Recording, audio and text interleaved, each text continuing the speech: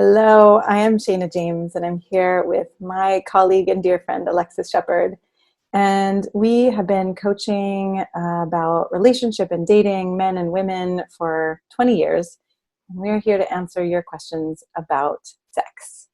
And I was just thinking as we started, I kind of want you to see behind the scenes, because I think it's really powerful to really understand that behind the scenes, we're both wondering, like, do I look okay? And is my hair okay? And I'm feeling crazy today. And it's like, there's so much reality happening. And I feel like women have a sensitivity to everything happening in life. And so as we talk today about, do women really need to feel connected to have sex? It just feels important to me to bring in life. Like, life is happening all the time, and it's so emotional and it's so intense, and there's so many things to deal with. And so that's part of part of what happens for us. It is. And the thing is, if you and I hadn't done as much work on ourselves as we've done, then we would be getting more rigid, more hard on ourselves. Yep. Right? But instead we're just like, this is crazy. This is weird. I feel weird. Crazy. I want to talk about sex and answer men's questions about sex. And actually, like, there's so much life happening and it's intense. Yeah. And I love that you brought that up, because that's what it's like when we go to have sex too. Is you gotta be like available to be with how much we actually feel. Yeah. Right. I was thinking back. Everything. Yes. I was thinking back to a situation where I was having sex with my partner, and I was trying, right? Like, women sometimes try to get there. I'm sure men do this too, but I'm just going to speak from the woman's perspective right now. Like, I want to have sex because I know he wants to have sex, or because I know it would be good for me eventually, but I may not be quite feeling it yet. Or I don't want to be a burden, or I don't want to be a disappointment, right? There's all these reasons besides desire that we have sex. And I was thinking back to a time when I had a really hard day. It was really emotional. I felt really sad, and I was trying to have sex with my partner. And eventually he looked at me and he was like, "You're not really that into this, are you?"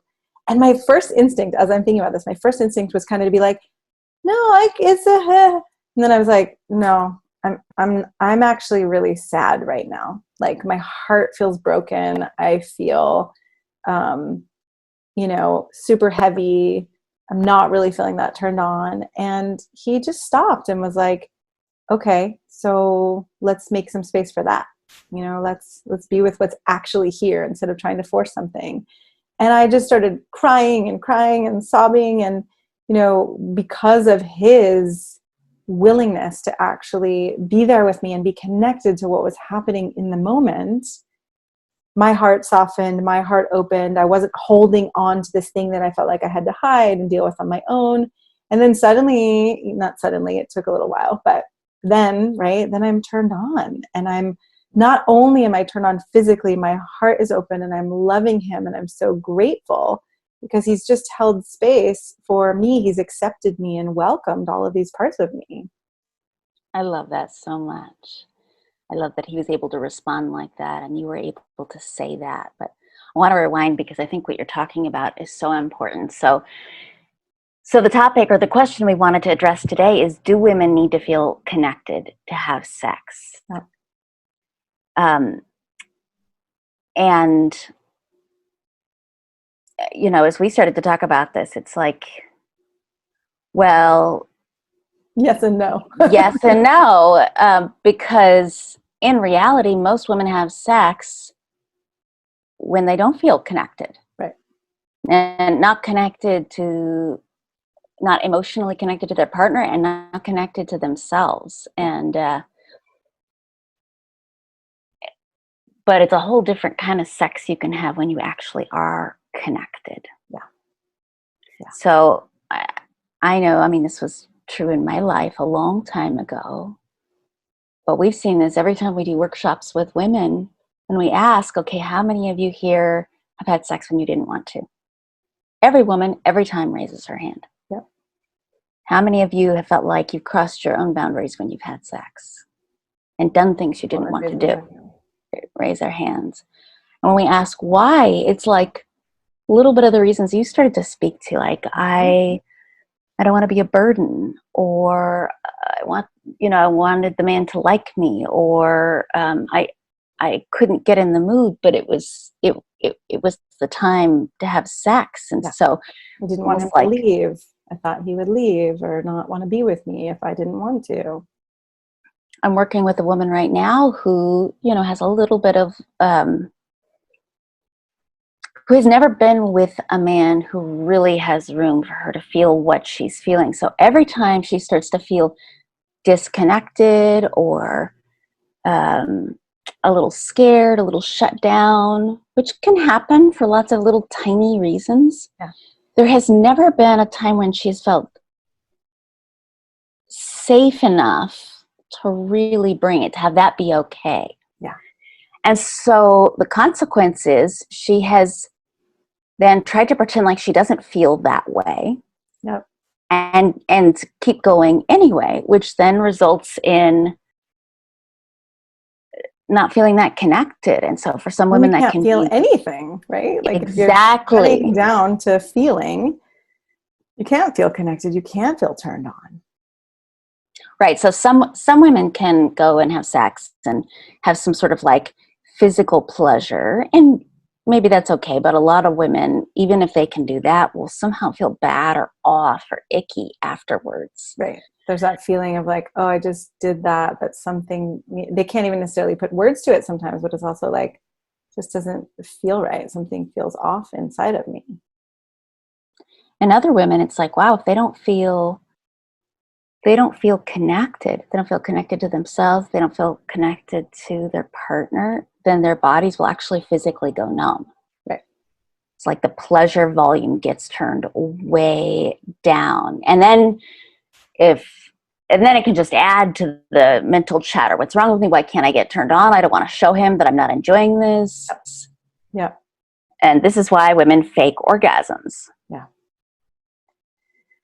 There's so much here, right? Because I feel like ultimately, right, as we were saying, women don't need to feel connected to have sex, but most women have no idea what's possible. And so many men think that if there's a fear or a moment of feeling bad, that a woman's feeling bad, or she doesn't like something, or something's not going well, that if she expresses that, then it's going to shut everything down and their chances of having sex are over. And it's like, it's so fragile in that moment.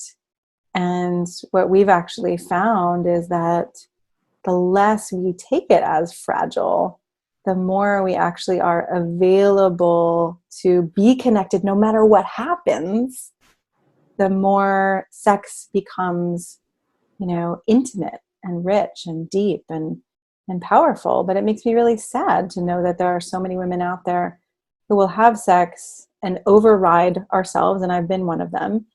And I think that when I think about a marriage or a long-term relationship, after a while, she might do that in the beginning, but if her heart isn't feeling, right, if she's not feeling your heart and you're not feeling connected, I keep using the word connected, but I'm like, okay, how other ways that we could say this, right? If like, she's not feeling understood by you, or if she's not feeling accepted by you, or if she's not feeling loved by you, then eventually she's just going to be like, I don't want to do that anymore. Right? Because something inside of her is going to say, I don't want to turn against myself. I don't want to just like put my body out there as an object. I want this to actually be something that, I'm here, he's here, we're actually here together. I mean, so that's the thing. So if your woman has been like having disconnected sex with you, there will come a point when she just does not want to have sex with you anymore. Mm-hmm. And she may not be able to answer why, because it might seem sudden, right? But it's built up over time. Yeah. And I mean, and this is like the opposite of feeling turned on.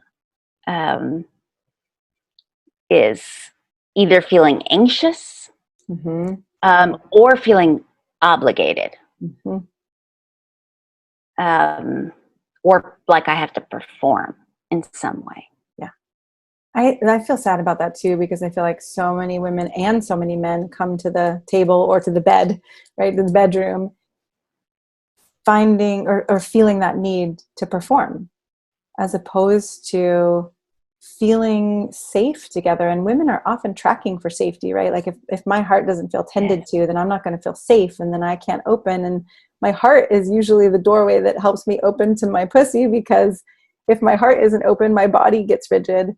And so if we're both coming to the bedroom thinking that we need to perform, we're in our own worlds separately and not talking about it. It's like, it's such a travesty that that happens.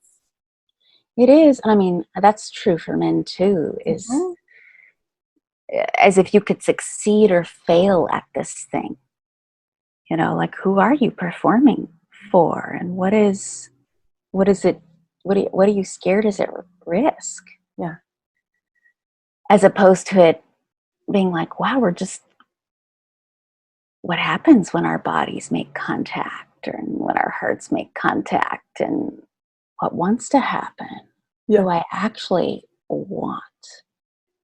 I think I heard someone talk once about, being like children on a playground, right? They're like running around. Oh, there's a slide. I can slide down. I can climb up. I can swing really high. I can do all these things. And how, as we become adults, then we start to have the sense of, I need to do it right, and I need to do it well, and I need to do better than someone else. And if I don't do it right, I'm going to get rejected. And like, imagine how much pressure we put on ourselves, rather than like, hey, we're going into the bedroom. This is actually, my partner and I more have this like, we're going to go in the bedroom and explore and see what happens. And maybe we'll have intercourse, or maybe something else will happen, or who the fuck knows? We might become wild animals or ninjas or whatever. All kinds of crazy shit can happen. But it's because it's like a playground, rather than, I got to do this thing. I got to get there. And if I don't do it right, I'm going to, my manliness is at stake, or my womanliness is at Yes. stake. Yes, when we feel like our desirability is at stake, it becomes the opposite of fun and turned on. And it's like, what's that? A fulfilling prophecy? There's a word for Self-fulfilling. self-fulfilling prophecy.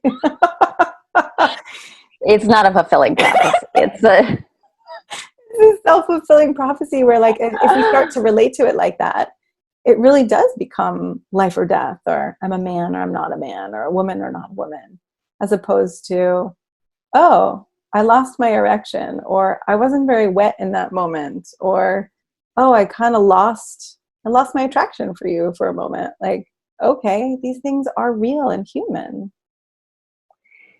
That's when it really starts to get fun, is when we welcome everything. So, so the question, instead of the question being like, okay, do women really need to feel connected to have sex?